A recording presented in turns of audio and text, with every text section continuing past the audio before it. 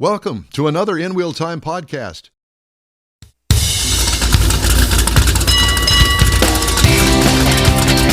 You've got the InWheelTime Car Talk Show coming up. It's Fireman Jack Jackie Hanson here to talk about the upcoming Lone Star Street Rod Association State Run. Yeah, he's involved in that too. Yep. Jeff has an interesting story on Pininfarina. And Mars reviews the new Buick Envista. That more just ahead on the InWheelTime Car Talk Show. Howdy, along with Mike out of this world, Mars. We always need more Jeff Zekin. I'm Don Armstrong. Glad you could join us today. David Ainsley will be joining us next week at Gulf Coast Auto Shield in our remote broadcast. He better. We're just going to come get him. I know. It's been a while. It has. I think that last time we saw him was we had our little George Skelton Christmas. Yeah, we had our soiree. A soiree, yeah.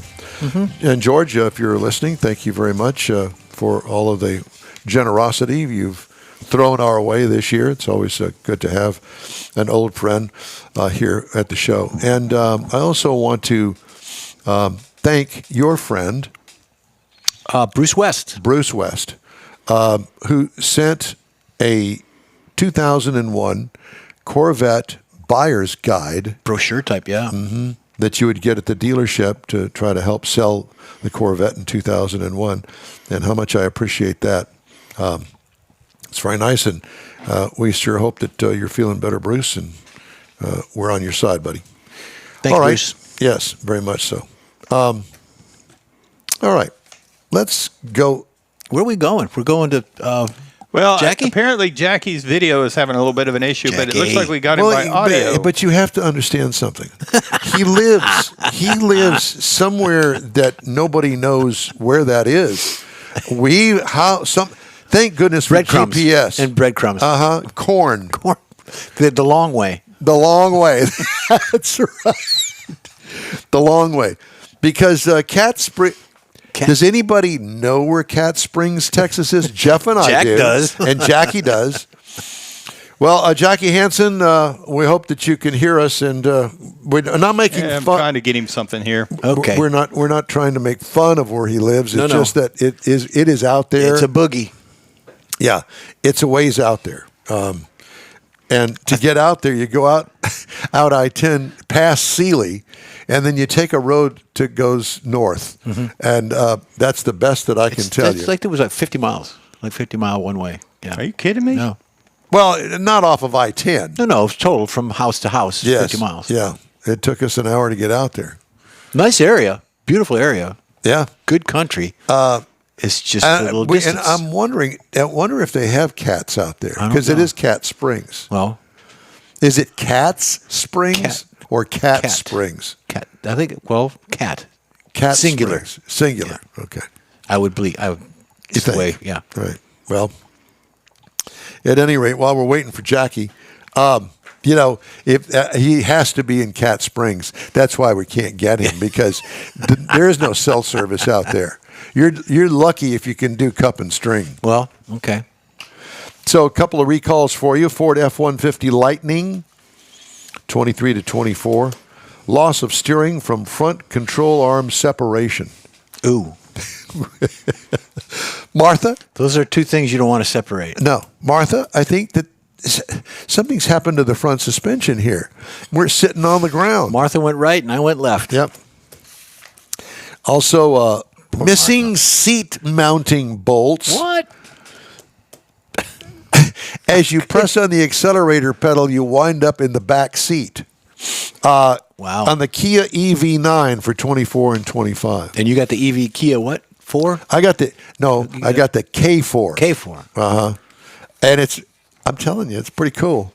It's a great looking car. Did you check for bolts? I did not. Okay. I didn't look under the seats, but there's that. I will tell you that some of the cars that I get are pretty interesting. And I had not heard of the K4. As much as I got the ear to the ground on all the new cars, I'd not heard of it. Especially EVs. And so when they emailed me and said, we're bringing you the K4, I'm thinking, I don't know what a K4 is. I'll go out there and see it when I see it. Go out there, I'm thinking, it's a four-door sedan. It's not an EV because it doesn't have that big door to plug it in. Yeah. And it's got a 2-liter little 4-cylinder engine in it. It's not real fast, but that's not what it's about. It's about the price. And this one here is loaded up at $25,000. I think you can get in one for $21,000. I'm interested when you do the review on what it's comparable to. You don't have to spoil it or anything, but no, it's strictly a 4-cylinder turbo. Yeah. And when I do the comparisons, I try to keep the prices together. So what else could you get for $25,000? You can get the Envista. Can you? The Buick Envista is like to start the base is $25,000. Interesting. Yeah. So there are some cars out there that you don't have to pay $45,000. And look who's got the Envista coming up. Oh, see there, good lead in, Michael. Is it $25,000? Pretty close. Base on it, yes, a little bit less actually. There you go. Huh. There you go. See, I know my Buicks. Wouldn't you really rather have a Buick? Just saying. You're showing your age. I know. A lot. Wouldn't you? Me really and Dinah Shore going through the. That would be see the USA in your Chevrolet. Yeah. And what was the one for Oldsmobile? This is not your father's Oldsmobile? Something like that. Or grandpa's Oldsmobile? Yeah, I have to think about that. Yeah. But yeah. I'm sure my cousin Doug out there is listening, so he'll probably know.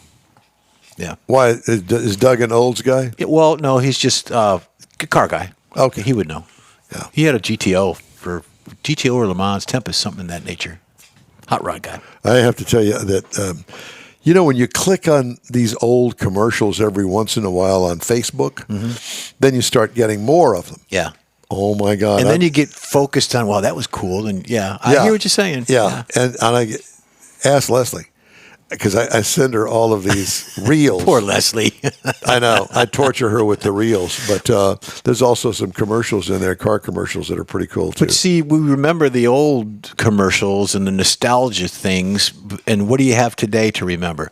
3 cars doing the crab walk on an icy road that's all choreographed, and you got a dog running slow motion through the snow and all that, and those aren't memorable. Those are stupid, in my opinion. Okay, I don't like them. All right, change them. So I guess that your application to the advertising marketing firm is out the door. It's out the door. That's done. Well, look who's finally decided to show up. Wake up, ladies and gentlemen, Mr. Jackie Hanson, Fireman Jack, as some He's all people bundled refer up. to him. Are you outside? Or are you in the shop? Where are you? Cave. Jackie, can you hear us? Apparently not. Uh-oh. Well, I have done nothing over here for him not to hear us, but that ain't my problem. So whenever you get that worked out, just let me know, okay? Gotcha. I wanted to bring up the fact that we've got some really cold temperatures coming our way. And if you have a car that sits outside, I really don't think that you're going to have to worry too much about a busted block, because it's supposed to touch about 30, 32 degrees for a couple of hours. On the cusp. Yeah, on the cusp. But it's a kind of a wake-up call, so to speak, to have your antifreeze checked. If you're one of those kind of people that really don't pay much attention to that sort of stuff, they make a real, very simple, very cheap little thing that it's about that big, and it kind of looks like a mini version of a turkey baster. Yeah. And it's got 4 balls in it, and you look at the ball color on the chart, and it basically will give you an obviously a variable, but it gets you pretty close to how low your antifreeze is good for. And when they get to the blue one, then it's really cold. Thank you. And it's like the pool. When you do the stuff in the pool, you check the water in the pool for all that. Yeah. So that means that you have to open up your radiator water supply thing. And we talked about that a couple weeks ago for getting your vehicle ready for the winter. And Don's right. You got to get it done. Well, I mean, you don't want to. If your car is teetering on the edge of whether or not age. And whether you've even opened the hood the last year. Have you ever pulled a thermostat for the winter on your car? No, I never did that. You? Once, yeah. Why? Well, just because we could. Because you could, and you were what, 18? Teenagers. Yeah, I was just going to say. Let's do that. Yeah. Let's do that. That ain't so easy to do nowadays. I put a freeze plug in the side left side of a 350 motor in January. What a total pain that is. Oh, tell me about it. And your hands are cold and you're under there with the hammer. I put headers on a car in the middle of the winter in an unheated garage. Oh, God. In Detroit? Yeah. Oh, my mother-in-law's house. Yeah, no. Yeah. That was fun. Did the garage have a concrete floor? Or was it concrete, dirty. No because light. in Wisconsin, in my era, most of the garages didn't have a concrete floor. And you had the trouble light. You had to hang, and it was always facing the wrong way. Yep. And you're Right busting in your eyes. knuckles. And we had rocks. I don't know why. Those crushed rock pebbles. Yeah. No, these were crushed. This was crushed rock that was in the garage. Dirty, nasty. Oh, yeah. And cold.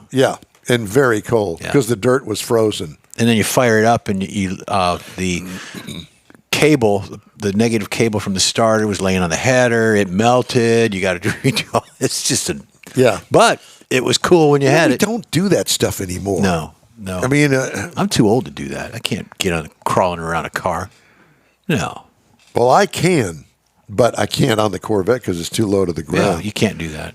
Yeah. I can't even use those hydraulic jacks that you slide under the side and use a little electric motor and it pumps it up. It don't fit under there. Oh yeah, because you're on your vet. No, yeah, I agree. So we got Jackie. Well, I can see him, and it says he's unmuted, but I don't think he can hear us yet. Jackie, can you hear us? No. Hold up a sign, Jackie. So he can see that he's waving. Put him up there. Put him up there, Jeff. This is what we're looking at. While he doesn't have any clue that we're even talking about him. He's looking at his phone with these texts that Mars is sending him. Well, I don't know what I'm doing out here.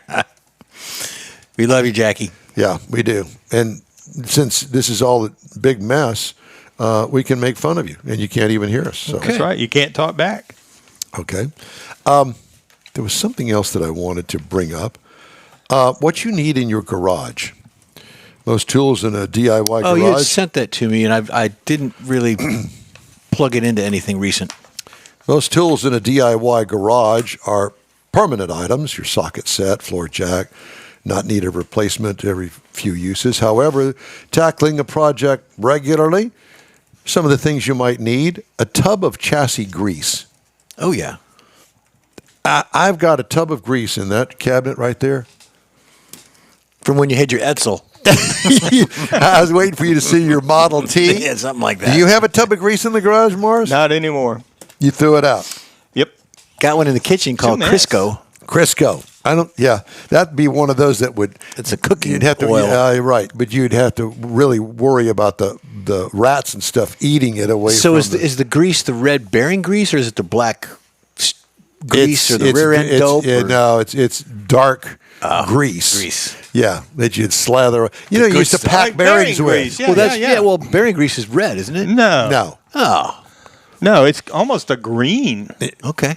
Well, kind of. Kind of a really dark, oily green.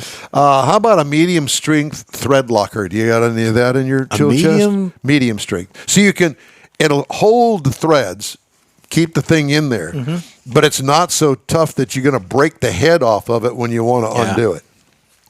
Medium strength. How about dielectric grease? Got some. You got some of that? Yes, I got a tube of that. WD-40 and penetrating oil. Yeah, all that. Graphite, too. Yeah. Yeah. How about starting fluid? I probably need to get a can, but I haven't. Occasionally, I'll use it on the mower if just seasonal changes for. Yeah. Yeah. Am I even talking to you? You threw all that stuff out. No. I've still got like the starter fluid. I use that because, like Jeff said, if it's a month, 2 months, sometimes before. Hairspray works pretty good too, but I know. It kind of gums things up. I never tried hairspray. Tell me about it. Anything in an aerosol can, generally speaking, it will fire right up, so to speak. I'll be darned. How about white lithium grease? I do. I've got some of that. Yep, got a small can of that. Okay, what do you use lithium grease for? Last time I used it, I think was for lubricating a hinge or something like that. Yeah. I use it on my garage door. Door handles, dash parts and hinges, white lithium grease. Yeah. carburetor cleaner. Do we Yep. even have any carburetors That's anymore? kind of a universal thing. Yeah, but that's a really good cleaner, though. It's for hands. It's almost as good as brake or just brake gasoline. I've been known to wash my hands in gasoline. Not in a yeah. long time. It's been a long time. Then you dry it Wax out. and grease remover. That's what gasoline is. Isn't No, well, yeah, it is, but that's not what wax and grease remover is. Well, you got a degreaser you can put on your engine, but not. For No. It's a wax and grease remover. I don't know about that. If you sanded down a part or just clean something up that you want to put a fresh coat of paint on, even a quick wipe down with a good wax and grease remover will leave the surface ready for paint. Brake cleaner. Oh, yeah. My God. We use brake cleaner for everything. I love brake cleaner. Yeah. In It's the just aerosol can.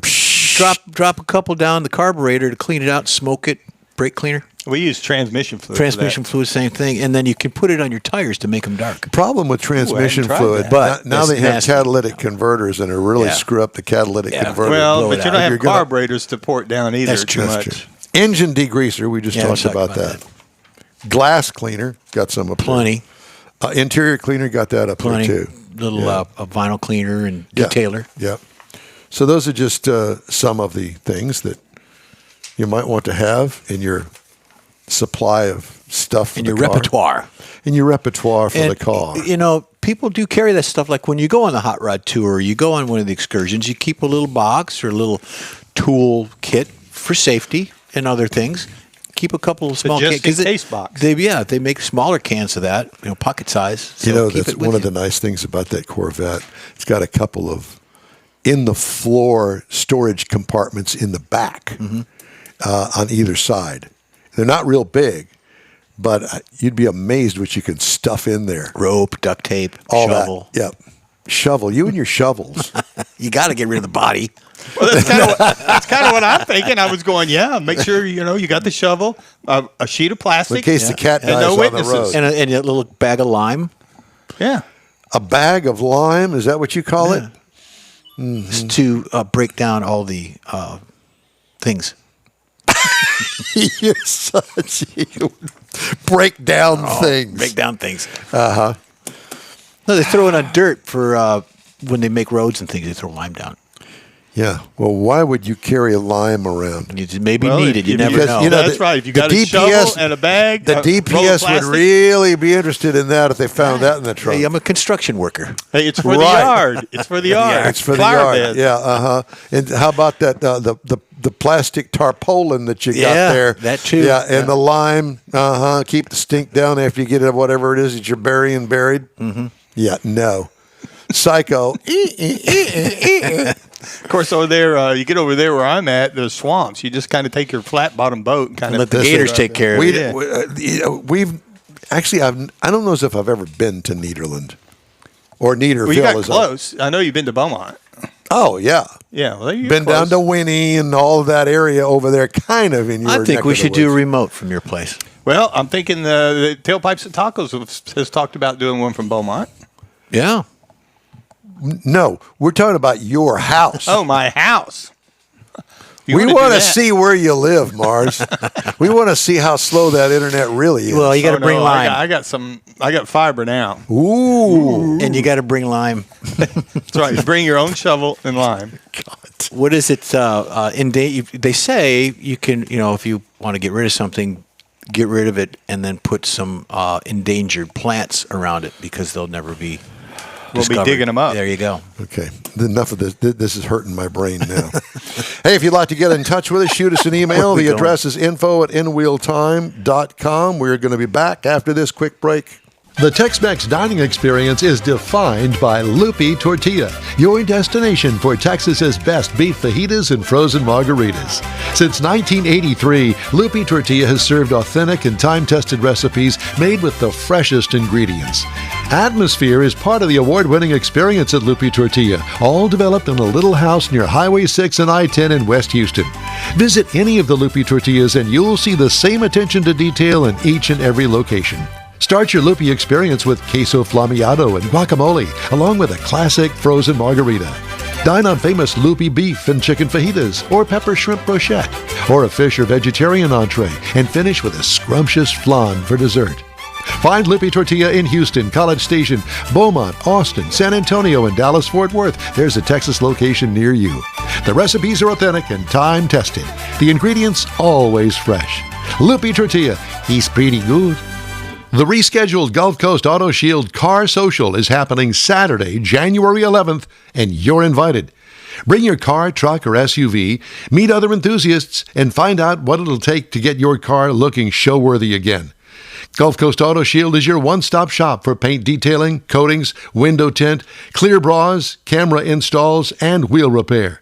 The Car Social is your opportunity to get a tour of this state-of-the-art facility located at 11275 South Sam Houston Parkway, just south of the Southwest Freeway.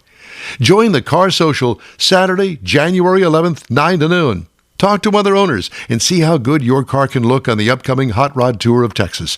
Put it on your calendar, the Gulf Coast Auto Shield Car Social, Saturday, January 11th, 9 to noon at 11275 South Sam Houston Parkway, just south of the Southwest Freeway.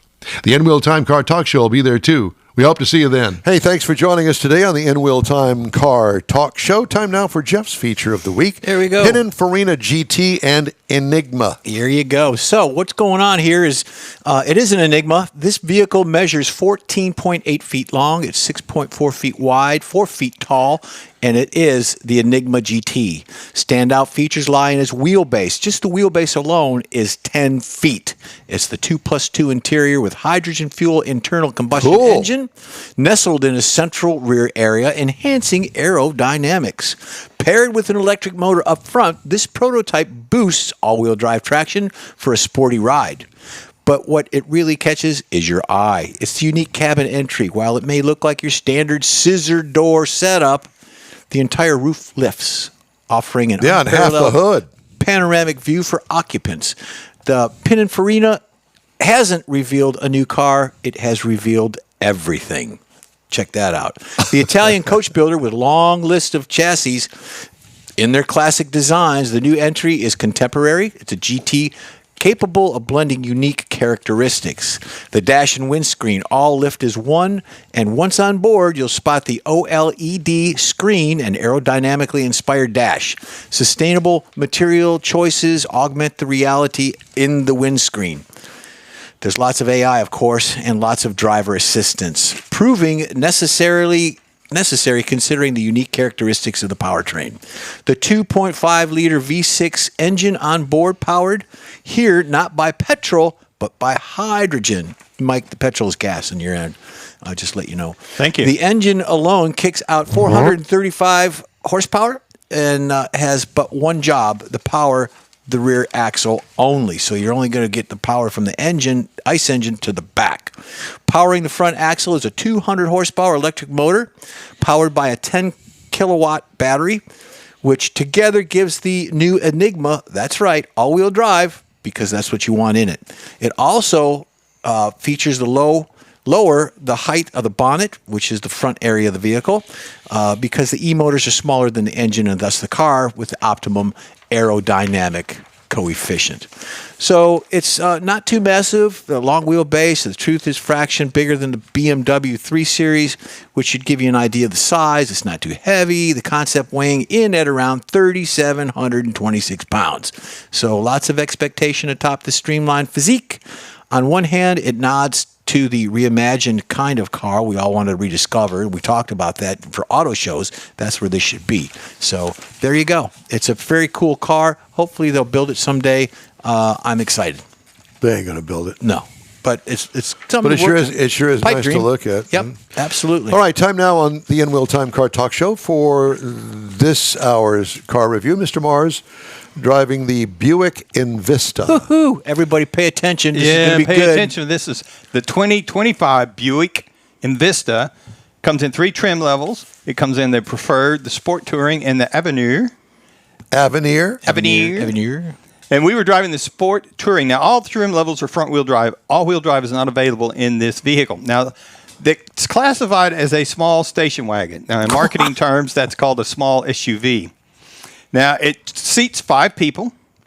It's It's sculpted. It's kind of a sculpted car. Almost. It's one of those. It's not really a hatchback. It's not really a liftback. It's got a very sloped back to it. So, but the passenger area, the front passengers in particular, it's very tall. It's got a lot of headroom in it. So it's kind of a tall car in that regard. It's got a great body color, the one we happen to be driving. The door handles were body color. It's got black trim all the way around it. It's got the thin design LED headlighting up front, daytime running lights, tail lights, turn, all LEDs. Now, it does have a manual lift gate on it. So that was kind of different concerning the things that we've been driving, but it's no big deal. And it does have the new logo up front. A lot of people noticed that. I'm not really sure why. It's basically the same one. They changed the coloring, but a lot of people really noticed that. We had the 18-inch black aluminum wheels, so it was a nice contrast. The Tri-Shield logo. Yes. One thing I did notice, I wanted to notice that on we were rolling, like I say, the 18-inch black aluminum wheels. The Monroney said we had a compact spare wheel, and we had a compact spare tire. Two different listings on the sheet. I'm not sure why. A tire and a wheel. And a wheel. My Had both God, of them. I bet you they go together. Well, you think? I don't know. But it was kind of unusual to read No, that. they're separate. Here's both of them. Put them You together. buy one or the other when you buy the car. That's it. Okay. Had the leatherette seating trim. We had the optional front seats were heated. The rear seat is a 60/40 folding that folds down. The monitor that goes across the dash, it's actually two, but the way they've got it set up, it looks like one 19-inch screen across there. It's an 11-inch touch screen that's got all your nav, your convenience controls, your infotainment system, but the driver out of that has an 8-inch driver information center right in front of him, but it kind of rolls together across the dash to look like one big one. The other thing I noticed about in the technology, it is Bluetooth, Apple CarPlay, Android, but the Bluetooth will connect two devices on Bluetooth. A lot of cars won't do that. So it's, you got your one, that's it. This one will do two. And it's got front USBs, rear USB charging only.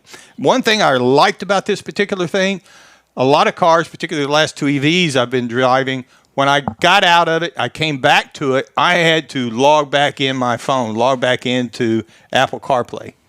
This one, I got in, it found it. It's still in my pocket. I hadn't done anything. I hadn't even backed out of the driveway, and it found it. And I thought that was very intuitive on the part of the system. Under the hood, we had a 1.2 You're smart, Mike. liter turbo 3-cylinder. 137 horsepower, 162 pound-feet of torque, backed by a 6-speed automatic transmission. Now, this vehicle only weighs 3,060 pounds. EPA says you should get 28 miles to the gallon in the city. EPA Nice. 32. Combined 30. Now, I drove 307.5 miles, and I got 30 miles per gallon average across that. Nice. It was really, and there was highway miles included. Now, I thought, to me, it had sportier handling than what you might expect from a Buick.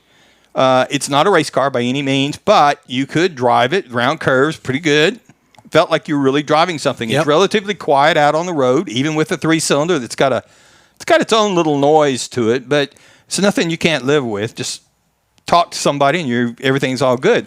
So, but Here's what the motor sounds like. Hey, don't be dissing it. Quite like that. Yeah. Come on. But all in all, I was very happy to be driving this vehicle. It was I'm very glad you were pleasant to happy. drive. Now, the base model on this is $23,700. That's amazing. Base trim price is $24,700. Now, as tested, $27,780. Still nice. Now, this includes a 6-year, 70,000-mile roadside assistance warranty and 1 year of free maintenance on that thing.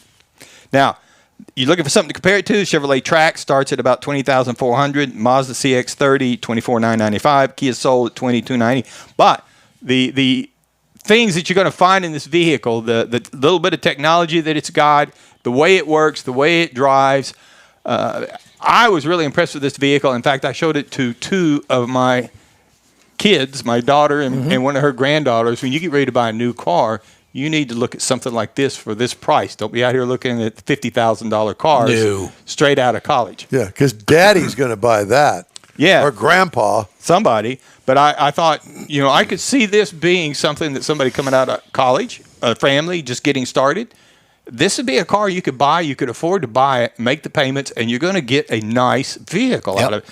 It's got that Buick level of quality that in an SUV or a station wagon, excuse me, as your government calls it.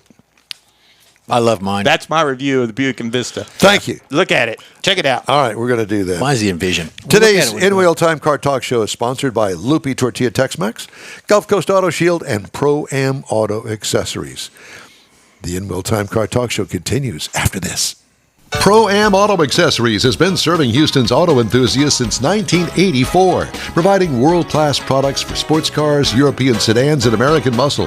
Pro-Am is known as the place to go to find exclusive and hard-to-find parts and accessories. Pro-Am is one of the very first distributors in the USA for brands such as Recaro, Redline, Momo, Corbo, and Simpson. Located in the heart of Houston's premier retail and service corridor, the Galleria area, Pro-Am's walk-in storefront includes an 8,000-square-foot warehouse, showroom, and installation bays. Pro-Am not only sells parts and accessories, but also offers installation and service. Pro-Am is now reaching a worldwide audience through Pro-Am.com, taking its local reputation to the rest of the world. At Pro-Am Auto, you'll be dealing with a small group of professionals who truly want to help you with your automotive needs. If you don't see what you're looking for on the website, call and Pro-Am will lend you a hand. Pro-Am Auto, 6125 Richmond at Green Ridge in Houston's Galleria area. Call them at 713-781-7755. From the open roads to the open waters, your adventure starts at the Houston Automotive Show at NRG Center. One ticket, two shows. Check out top cars, trucks, sport boats, fishing boats, and more. New designs, new technology, and everything in between.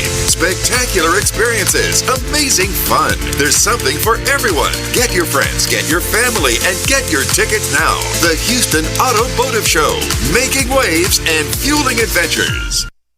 That's it for this podcast episode of the In-Wheel-Time Car Show. I'm Don Armstrong, inviting you to join us for our live show every Saturday morning on Facebook, YouTube, Twitch, and our InWheelTime.com website. Podcasts are available on Apple Podcasts, Spotify, Stitcher, iHeart Podcast, Podcast Addict, TuneIn, Pandora, and Amazon Music. Keep listening, and we'll see you soon.